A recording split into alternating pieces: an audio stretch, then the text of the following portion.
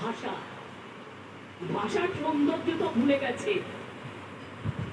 উৎসাহ দিয়ে, অপপ্রচার দিয়ে মিথ্যে কথা বলে। ইউটিউব খুলুন, বাবুর জয়গান। টিভি খুলুন, বাবুর জয়গান। কাগজ খুলুন, বাবুর জয়গান। কোনো তো দেশে যেন কেউ নেই। এটা কখন হয় জানেন? যখন দেশে মাৎসরায় অবস্থা হয়, যখন অন্য কোনো দলের কিছু বলার থাকে না, যেটা দেশটাকে কারাগার করে দেয়, দেশটাকে জেলখানা করে দেয়, তখন এই অবস্থা হয়। আজকে মোদী দেশ বিক্রি করে দিয়েছে, জাতি বিক্রি করে দিয়েছে, ধর্ম বিক্রি করে দিয়েছে,